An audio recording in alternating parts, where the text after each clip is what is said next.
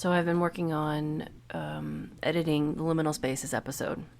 And the same night that I did the bulk of the work for Liminal Spaces, I had this crazy dream. I woke up at 1 a.m. and I immediately sent a message to our group thread with me, Abbey, Cameron, and JT. And the message detailed what the dream was. So I was at work, and for some reason in the dream version of my work, that was right next to this giant swampy bog. At work, we'd just had a patient die, and they had just been picked up and taken away by the mortuary. It was slow, and apparently I didn't have any other patients, so I decided to go outside for a walk just to kind of clear my head. And as I was walking along the bog, kind of right at the edge of it, I found a man. He was stuck inside of the bog up to his neck. I rushed over and pulled him out. And when I pulled him out, I saw that he was wearing this really strange fur coat thing. I don't know. And it was soaking wet. And for some reason, I decided the most important thing was to start wringing out the coat. And I started asking him some questions as I was doing that. You know, who are you? How long have you been stuck there? How are you? Do you need help? And he was in shock, it seemed. But he was able to tell me that he'd been there for at least a full 24 hours and that his name was Kenny Loggins. And I was like, shut the fuck up. The Kenny Loggins, Danger Zone Kenny Loggins. And he was like, well, yeah. And so then I had to call the fire department, EMS, 911. And I kept saying, I found Kenny Loggins in the bog. And they're like, the Danger Zone Kenny Loggins? And I was like, fuck yeah, it's the Danger Zone Kenny Loggins. So literally anytime I was telling anybody about this man I found in the bog, the phrase Danger Zone with that crunchy bass beat kept coming up immediately after. And in my mind, I kept hearing the song phrase, welcome to the Danger Zone, ride into the Danger Zone. And I had to tell a lot of people his name. So literally every time I said his name, this is Kenny Loggins, all of a sudden there would be the Danger Zone phrase. Like it was just like this thing. It just happened over and over and over again in my dream. And I had to tell social workers, doctors, my boss. I had to tell a bunch of people that I randomly found Kenny Loggins in the bog. And that was almost the entire part of the dream. The other weird part of the dream was that at one point, the doctor's there, and it's not my actual doctor, it's some other random doctor. And he's talking to me about medications that we'll need to put this guy on, as if somehow we're in charge of this guy's care, which in the real world we would not be. And he asks me about the medicine in the long white tubing, and I was like, what the hell are you talking about? We don't do drips here, and we definitely don't do that kind of drug. And he kept fishing for the name of the drug. And like, well, the drug that we use that goes in the long white tube, what is it called again? What drug is that? And finally I was like, are you talking about propofol? He's like, yes, that's the one. That's the one you use when you're like keeping people asleep. And I was like, well, yes, in the hospital when they're intubated and on a ventilator. We don't do that here. And I don't know. That's a part of the dream that I don't super understand. The drug itself seemed important as a symbol, but I don't understand why the doctor wouldn't have known the name of the drug. And the drug itself keeps people in this dreamless sleep, basically a medically induced coma. It's used for patients who are on a ventilator so they don't completely lose their minds from the discomfort of being on a ventilator. Actually, it's the drug that killed Michael Jackson, now that I think about it. But he seemed to think that we were going to need it for Kenny Loggins, which was utterly ridiculous. Overall, not factoring in this weird part of the dream with the doctor and the propofol, it seemed to me that part of my brain is trying to tell me that there's a piece that we missed about liminal spaces, that we didn't really emphasize enough about liminal spaces. In the episode, we spent a lot of time emphasizing what kinds of places, what kinds of mental places, emotional places are liminal spaces. And we talk a little bit about physical places, but I think the important thing is, especially in the physical liminal spaces, is that they are to coin a phrase from Kenny Loggins, they are a danger zone. It is a place where anything can happen. Liminal spaces, physical liminal spaces, well, even I think mental liminal spaces too.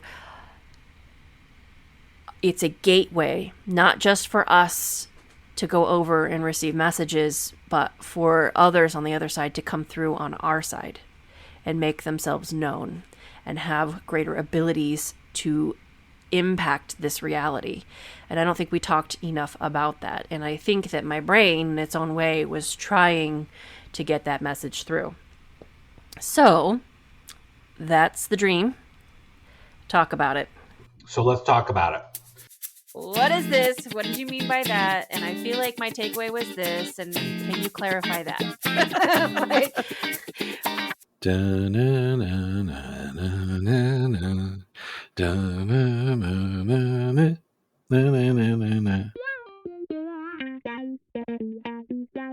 I believe that I have a sensitivity to being able to feel when spirits are around. And I believe that in my house, my back room, I have a portal. So with what you just said, basically that portal, whether it's physically, spiritual, or however that exists, I don't know. But you're saying that is kind of a liminal space in one of those danger zones. I'm saying that any liminal space has the potential to be a danger zone, and we didn't talk about that because it's basically an open door, not just for us, but also for the other side. That's why spirit workers and occult practitioners use liminal spaces, because it's easier to exchange messages back and forth, not just for us to give our message and ask our questions, but also for them to speak their messages and to come forth and make themselves known. Because I do have a spirit that I believe, or a spirit that's there, that's guarding that portal. So I kind of buy into that explanation a lot because of that. Like, oh my gosh, okay, yeah, that's a total liminal space, a total danger zone. It's being protected so that nothing nefarious is allowed to can come through. And that would be good practice too. Yeah. So I have regular conversations when nobody else is around, so nobody else can hear it, with this spirit, thanking the spirit for being there and guarding that space. Good. That's pretty cool. So that's the first thing that popped into my head. You acknowledge that the dream is your brain trying to cement and compute what you're hearing in the Liminal Spaces episode. And I don't remember if you already mentioned or referenced that you think that the reason this dream was framed that the way it was framed is because the hospice is a liminal space. Did you already say that? I didn't say that. I think that's true.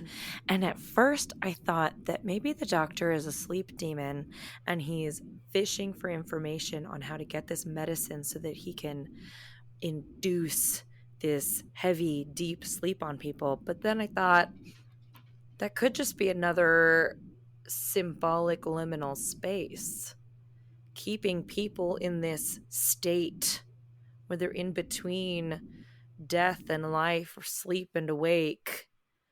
Not awake, but sleep and death and life. That also feels like a liminal space that gets put on people. Yeah, that's interesting. I hadn't thought about that. I will say this dream, like sometimes I have dreams and they feel like really clear, like they feel different. They're not from, I feel like they don't originate from me and my own brain. They originate from outside of me. This one wasn't like that. This one was my brain for sure. It was just funny because I don't usually have dreams like this. And I definitely don't usually have dreams with like full on music and stuff going on. Like this was a really funny, like Ally McBeal weirdness episode in my brain. It was really funny. I love when I have a dream where I'm like, I didn't think I was smart enough to. I didn't think I was that creative. Good job, brain. How did Danger Zone just kind of pop up to the surface like that? I have a question about that. Yeah. So you say you pulled him out of the bog and he was like up to his neck. Yeah, How did you do that? I just grabbed him. I grabbed him and pulled him out. I don't know. It was quick. It was a very small part of the dream. I reached in and grabbed him and pulled him out. Oh, And he was typed frail. in our chat. What do we think? Is there significance to the fur coat? And you sitting there wringing it out. I don't know. Was it was it an animal? Was he supposed to be a spirit? In the was the fur coat meant to be his real skin? But what you saw was Kenny Loggins, and you were helping dry out his coat. Yeah, it was not that deep. Supposed to be like, it was initially, I could tell the original color was like white, but it had become stained from the bog water, and it was like brown and stuff, and it was like dripping, like lots of water dripping. He himself was very frail and skinny, like he was also elderly. He looked like a lot of my patients. Like, he looked like he hadn't been eating well. He looked sickly. He looked like he himself maybe was on the verge of dying. Like, maybe he was kind of nearing the end of his life. I actually have no idea. I didn't look into this. Is Kenny Loggins even still alive? I don't even know. Is he? Yeah, he is. He's still alive. Okay. And I assume he's healthy. I haven't heard anything really about him. So I don't know about that. I don't know either. So maybe Kenny Loggins, stay away from bugs. Maybe it was also a warning for you, sir. But like in the dream, I don't know that it actually looked like him. It was a Caucasian male. And when I look at old pictures of him, it did kind of have, like, I have since that dream looked at pictures of Kenny Loggins to try to like cement in my brain, what does this guy actually look at? The hair was right. And he had some facial hair, like a nice clean beard. So, but it just, I don't know, it was weird. So the coat, yeah. Might have been nothing. Might have been nothing. I don't know, but I was fixated on it. Like, I was sitting there wringing it out instead of like doing vital signs, instead of listening to his breathing, instead of doing any of the normal stuff. There's a practice in movies and TV where actors need something to do with their hands while they deliver their dialogue. So there's the classic tossing an apple or eating an apple, or they're toting a brown bag of groceries with a baguette and like carrot greens sticking out of the end, and or they're holding something or doing something with their hands. And so now that we're talking about it, I wonder if it was just in the dream you were just casually helping this fella, and you're Kenny Loggins now? Shit. I don't know. Like a movie. I don't know. It was weird. What is that face, JT? I don't know. We're trying to solve life's unknowable mysteries right now. It's just weird, like why Kenny Loggins is just your brain. Because of the danger zone, man. And I barely know the man's name, but I knew it in that dream. Like, I knew it. Like, Kenny Loggins, danger zone. Like, everybody automatically always knows who Kenny Loggins is. Like, he is like on the tip of everybody's tongue, and everybody's talking about Kenny Loggins all the time. Like, the reality is, doesn't think so. Yeah, like the reality is if I called 911 right now and said, I've got Kenny Loggins, I just pulled him out of the bug. Oh yeah. 9 times out of 10, Gen Z would be like, most millennials are going to be like, who? Yeah. Like, if you said the song, the Danger Zone guy, then they would maybe probably know. Maybe. Didn't he also do Footloose? Maybe. Like, he did more than just the Danger Zone. Like, he had a few different hits. Well, he's been singing since 1971. Yeah, I didn't know that. Here you go. Case of millennials who only know him for the one thing. The one thing. I know he's done other things. I just don't know what they are. I think the only reason I know who he is because of Archer. Is because of that cartoon. Probably, though, actually. Yeah, he did Footloose. That's how you get ants.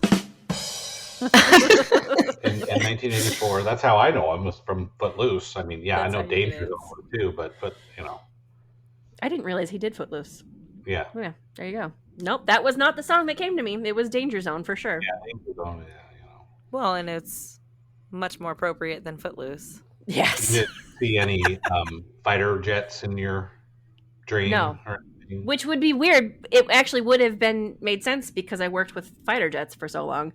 So Iceman didn't show up. And the bog is a liminal space. The bog is a liminal space that we specifically talked about. And the fact that it was at my work, which by itself, that place is fucking crazy. Like, I cannot go through a single day anymore without something weird happening.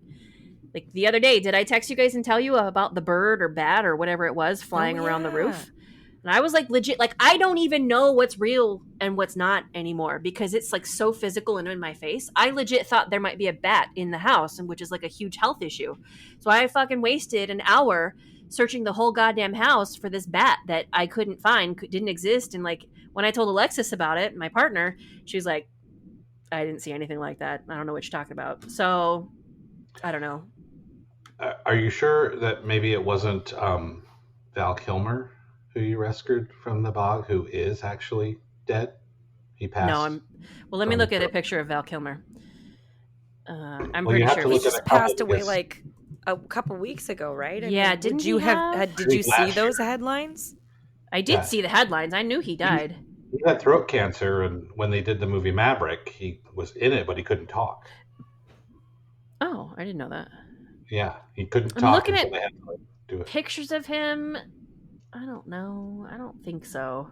No, No. I don't know. I'm just trying to grasp at really thin straws here. No. Noodly straws, because I know Val Kilmer passed away. So, and he Yeah. was part of the danger. No, zone. he like if you look, here's a picture of this is him. This is him. This is actually perfect. This picture is perfect. This is exactly what he looks like, which is also crazy because I haven't actually looked this dude up to see like a modern picture. I'm gonna speaker share this. Kenny Loggins today. We'll post the pictures in the comments. He legit looked like this guy. Okay. Like that. He That's looked like fantastic. that with the beard and the hair and all of the things, and he's a little bit skinny. Yeah. He looked sicker. Like in this picture, he looks really healthy. He's just He looks a healthy but older man. elderly gaunt. Yeah. But in the dream, he looked very ill. I guess gaunt isn't a right, but elderly people have a tendency sometimes To lose a lot of weight. to lose a lot of weight in like Yeah. the last like 10 years of their life or so. He's definitely got that. Have you noticed how dark his eyes are? Yeah, I mean, he does not look like Especially- Caucasian, He reminds Especially- me of Turkish people. right? Or Yeah. Italian or Spanish, like Yeah. like But European. in his older age, if you go back to the page before the current pictures, I'm looking. look at his eyes and how dark they are Yeah. in every single picture. Yeah, Dark. What are you trying to say, JT? yeah. Is he a clone? Did they clone him? Is he an alien? Is he a demon? What are you saying? Is he a BEK adult? No. Finally, we got a grown one. He's one of the parents. Okay. So, yeah, weird, funny little dream, and I really enjoyed putting together the recreation for you with the music, because that's exactly what it was like. I would say the name Kenny Loggins, and then the music would start, and I said the name Kenny Loggins many times in the dream, so... Yeah. So I guess the whole point of this is that part of what we missed in the Liminal Spaces episode is how dangerous these spaces potentially can be. But Right. that also, I think that also ties into liminal spaces are not a comfortable place. Mhm.